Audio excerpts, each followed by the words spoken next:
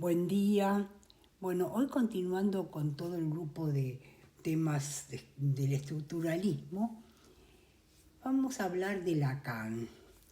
Lacan es un psiquiatra dedicado al psicoanálisis, filósofo también francés, que a partir de 1953 comienza a dar una serie de seminarios y en el primero de ellos anuncia lo que él llama el retorno a Freud. En principio lo que se propone es descubrir las leyes del inconsciente para dar un estatus científico al psicoanálisis. Porque él piensa que el psicoanálisis ha tomado un camino equivocado. Ahora, esto de retorno a Freud hay que entenderlo con un carácter casi institucional, porque desde su punto de vista la escuela psicoanalítica, que estaba dividida en dos, la escuela inglesa liderada por Melanie Klein y la americana liderada por Anna Freud, iban por caminos que serían casi como una traición al pensamiento de Freud. Pero ahora lo que nos interesa más es cuál es la crítica que él va a hacer a la escuela americana, que se conoció con el nombre de psicología del yo. A esta le critica la idea de un yo autónomo, que justamente dejaría al inconsciente en los márgenes y ocuparía el centro. Sería como el heredero del cogito cartesiano, el mismo que decía pienso, luego existo. Eso para Lacan es un puro espejismo, porque justamente en el ámbito del psicoanálisis pienso donde no soy y soy donde no pienso. Ahora bien, ¿cuál es el sentido de este retorno a Freud? En primer lugar, digamos que es una nueva lectura, una lectura simbólica. Ya iremos viendo qué es con esto de lectura simbólica. En principio, pensemos que no tan pegada a lo biológico. Y por tanto, con conceptos que Freud no había tomado en cuenta por una cuestión casi de época. Hay cosas que en la época de Freud no se sabían, no estaban en el momento desarrollándose, por ejemplo, la lingüística, que Lacan va a tomar para todo su análisis de la mano de Lévi-Strauss y de Saussure. Y con ella va a proponer una nueva lectura de Freud que recupere la relación entre yo y el inconsciente. En otras palabras, lo apolíneo, lo dionisíaco, lo cual suponía apartarse del sesgo ese biologicista de la teoría freudiana y retomar para el psicoanálisis la especulación filosófica. Así tenemos que Lacan va a leer a Freud en clave estructuralista, tanto tomando cosas de Lévi-Strauss, de Saussure y también en clave de Hegel, sobre todo al Hegel de la dialéctica del amo y el esclavo y su concepto de deseo. Que bueno, que nosotros ya vimos y les recomiendo entonces que lo revean también, pero ahora lo vamos a volver a explicar. Veamos entonces ahora qué es lo que toma de cada uno de ellos, comenzando por Lévi-Strauss. Él toma el concepto de estructura, es decir, un conjunto donde si se varía un elemento, varía el conjunto, lo cual lleva a entender al sujeto no como una identidad independiente, sino como un producto de la cultura. ¿Y cuál es la diferencia entre naturaleza y cultura? Naturaleza es todas estas conductas de una especie que son universales y que no necesitan aprendizaje. Y cultura son justamente las conductas particulares y adquiridas. Pero ojo, porque en el ser humano no hay conductas naturales, todo es adquirido. Los actos reflejos que tienen los bebés, por ejemplo, al nacer, se pierden rápidamente. O sea que lo único que queda en los humanos es lo cultural. ¿Qué es lo que permite el pasaje de la naturaleza a la cultura? Pues bien, toda sociedad necesita algún tipo de ley. Y hay solo una ley que es universal, la prohibición del incesto. Y por ser universal, si bien es cultural porque es adquirida, toda ley es adquirida, comparte con lo natural el carácter de universal. O sea, que estaría en el medio, es la ley que nos hace humanos. Y además no es casualidad que caiga sobre la sexualidad, que aunque es de orden natural, dado que está regida por una ley, va a requerir poder ser pospuesta, o sea, que la satisfacción no sea inmediata. Esta primera ley, entonces, va a regir todo el resto de las leyes de la vida social. Y Lacan toma este concepto estructuralista de Lévi-Strauss, que podríamos expresar así: el hecho de que seamos producto de una estructura significa que nos inscribimos en una estructura, ya sea familiar, cultural, donde el sujeto pasa a estar determinado, en principio por una estructura simbólica. Con esto Lacan quiere decir una estructura cultural. Pasemos ahora a ver qué es lo que toma de Saussure. Lacan retoma el debate sobre la relación entre la cosa y la palabra. Recordemos que Saussure decía que no hay ninguna relación, que esa conexión es arbitraria. Pero Lacan va a agregar algo, que eso no quiere decir que no estamos presos del lenguaje, porque las palabras no las podemos cambiar. Y ahí va a hablar de signo, pero haciendo una corrección, porque en el gráfico con el cual Saussure representa el signo como un círculo en el cual el semicírculo de arriba representa el significado y el de abajo el significante, Lacan lo va a invertir el sentido. El significante lo coloca arriba, porque para Lacan lo que predomina es el significante. Y de ahí un concepto central de toda su teoría, porque lo que habíamos dicho, que lo que él quiere es darle un estatus científico al inconsciente, dice que el inconsciente está estructurado como un lenguaje donde para producir significación actúan los dos mecanismos del inconsciente del cual nos hablaba Freud, o sea, la condensación y el desplazamiento, que Lacan va a transformar o va a nominar metáfora y metonimia como figuras del discurso, porque a él lo que le parece primordial es el discurso. Bueno, todos saben lo que es una metáfora. Ahora, la metonimia sería tomar la parte por el todo. Por ejemplo, tomar una copa en vez de decir tomar una copa de vino, o darme una mano cuando uno está pidiendo una ayuda. Ambos mecanismos, tanto la metáfora como la metonimia, van a sostener la teoría que dice que el inconsciente está estructurado como un lenguaje. Ahora bien, esta representación del inconsciente como estructurado como un lenguaje no quiere decir que sea como una especie de bolsa donde vamos sacando cosas, sino que se va creando en cada momento, en cada sueño, en cada lapsus, en los chistes, tal como dice Freud, como una forma de representar los conflictos de nuestro inconsciente. Pero lo más interesante, y que sería la diferencia central entre Freud y Lacan, es que aquí, en esta creación, está siempre incluido el otro.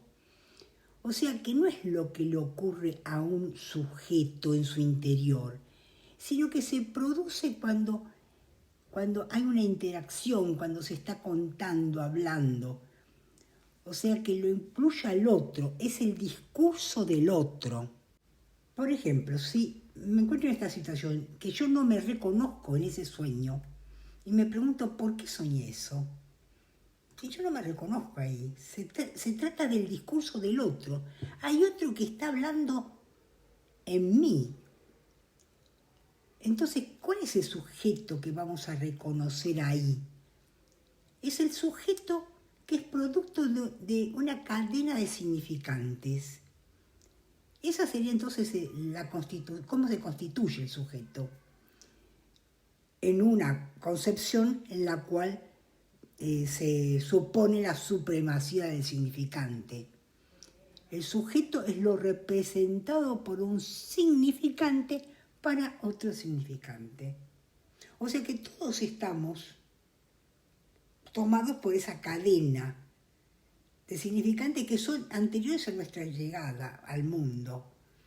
O sea, el nacimiento del bebé, ¿no es cierto?, que ya viene con un nombre, con una familia, con un rol. Es toda una cadena de significantes que nos pone nombre y dice cosas de nosotros. Por ejemplo, todo lo que se dice del bebé. O sea, no hay un yo autónomo, sino un sujeto tomado por esa cadena de significantes. Bueno, y ahora nos toca ver el último de los temas sobre los cuales se apoya toda la teoría de Lacan, que es Hegel, pero específicamente en lo que sería la dialéctica del amo y el esclavo y el concepto de deseo. También Hegel se pregunta por la constitución del hombre y la relación del hombre con el mundo. Y dice que el hombre se opone al mundo, se enfrenta al mundo en una actitud pasiva, contemplativa, que está perdida en el objeto, ¿no? O sea que se olvida de sí mismo. Por lo cual será necesario que en un segundo momento tome conciencia de sí, pase a lo que Hegel llama la autoconciencia. Lo interesante es que para Hegel ese pasaje lo va a producir la aparición de un deseo, que es un deseo humano, pero el deseo humano debe fijarse en un objeto no natural, o sea, no puede ser la comida. El deseo no natural es el deseo mismo, que debe dirigirse sobre otro deseo. O sea que el deseo del cual habla Hegel es el deseo de otro deseo. Podríamos decir que se desea el deseo del otro, que el otro nos desea. O sea que también como que nos reconozca. Lo cual toda esta cuestión solo se puede dar en la vida social, donde el deseo de cada uno conduce a los deseos de otro. Y esto es lo mismo que veíamos en Hegel. Les recomiendo el encuentro que justamente dedicamos a la dialéctica del amo y el esclavo, donde describíamos cómo la autoconciencia se genera a partir del reconocimiento del otro. Pero ¿cómo se daba ese reconocimiento? Recordemos, lo voy a contar ahora brevemente. Se enfrentaban dos personas en una lucha a muerte. Y uno finalmente se rinde. Ese que se rinde pasa a ser el esclavo y el otro es el amo, el que domina. Por tanto, lo que está en juego aquí es el reconocimiento del poder del otro. Que ese es el esclavo, el que va a reconocer que el otro tiene más poder. Bueno, pero la cosa no termina ahí, porque el mismo Hegel lo que plantea es que el amo es verdad, necesita del esclavo para ser tal, pero casi no le alcanza, porque el esclavo ese que se ha rendido está como cosificado, no está con, digamos, el carácter de un ser humano completo. Y lo que nos dice Hegel también, que pareciera que el futuro entonces ahora es del esclavo, porque puede cambiar de posición, mientras que el amo ya no puede cambiar de posición. Pero veamos qué va a decir Lacan sobre esto. Él va a criticar el concepto de autoconciencia hegeliano, porque dice que el sujeto no es dueño de sus propios actos. Porque la autoconciencia la podemos pensar en un sujeto ya constituido, pero el problema es que el sujeto se constituye en una relación de dependencia absoluta de otro. Y si esa relación va acompañada de goce, porque ojo, no es lo mismo goce que placer, puede haber goce con displacer. Si esa relación se realiza con goce, la dependencia es gozosa. Y ahí es donde Lacan introduce una objeción a Hegel, porque dice que cuando Hegel dice que el futuro es del esclavo, no considera una posibilidad, que es la que podríamos encontrarnos con un neurótico obsesivo. ¿Cómo se daría en este caso? Bueno, lo que tenemos es que el esclavo, ante el riesgo de la muerte, se rindió. ¿Y qué hace? Se queda a la espera, tal vez de la muerte del amo. Y acepta sumiso su situación, puede inclusive aceptar trabajar para el amo, renunciar al reconocimiento y mostrar una buena disposición para el trabajo. ¿Qué quiere decir? Que un obsesivo puede estar en una relación gozosa de dependencia, de la cual se va a quejar permanentemente, pero sin embargo va a gozar de ella. Y ahí vemos entonces el ejemplo claro de un goce en el sufrimiento. El goce que para Lacan es el goce del obsesivo, que espera y toma el tiempo como si fuera eterno. Y ahora quiero hacer un breve retroceso para ligar con otro tema de Lacan aquí, en referencia a la dialéctica del amo y esclavo, que es el subrayar el concepto de deseo. Y veíamos nosotros que el deseo, en tanto deseo humano, tenía que ser el deseo de otro, o sea, también como podríamos decirlo, el reconocimiento. Uno quiere que el otro también lo desee, es un deseo recíproco. Y para ver esta cuestión más a fondo me voy a referir ahora a la manera como Lacan trata el estadio del espejo y lo vincula de alguna manera a la dialéctica del amo y el esclavo. El estadio del espejo es un momento evolutivo, ¿no? El desarrollo del niño, del bebé. ¿Qué es lo que dice Lacan sobre esto? Primero lo describe. Cuando un bebé puede reconocerse en el espejo, dice, ahí comienzan todos los problemas. Bueno, antes también los tenía, porque el bebé no se percibía como un ser entero, sino como fragmentado. Y ahora cuando se ve en el espejo se ve entero. Y eso le gusta esa imagen que ahora percibe.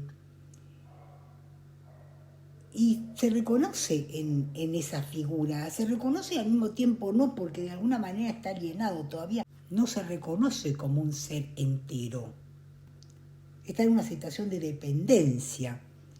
Todavía no tiene el yo unificado. Y aquí, como en la dialéctica del amo y el esclavo, aparece el otro. El otro que el bebé sabe que no es, ni puede dominar. Es el que estaba en lucha por el dominio. Y aquí es el adulto, ese otro, el que sostiene al bebé desvalido ante el espejo. O sea, es la madre. Y el bebé se identifica, por una parte, con eso que ve y se dirige a la madre esperando la aprobación para que la madre también le guste ese otro, ese ser que está ahí en el espejo. Y ser además el objeto de deseo de su madre. Pero ojo que esto no tiene ningún sentido sexual. El bebé quiere toda la atención de la madre para él. Pero claro que la madre tiene otros intereses y el bebé entonces no la pasa nada bien.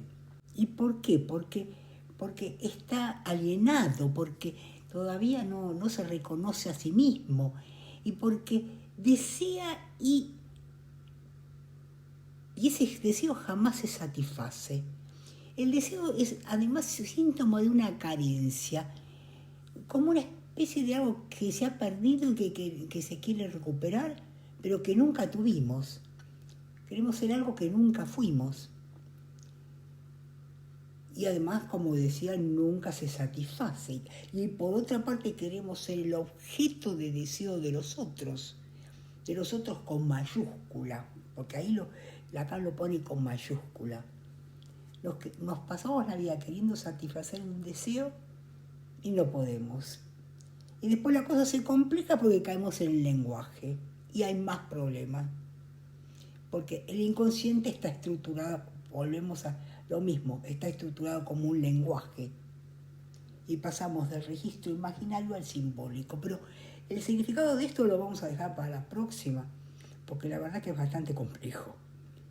Y acá terminando les pido como siempre que se registren, que se suscriban, que pongan likes, que hagan comentarios y nos vemos la próxima para terminar el tema de la CAM.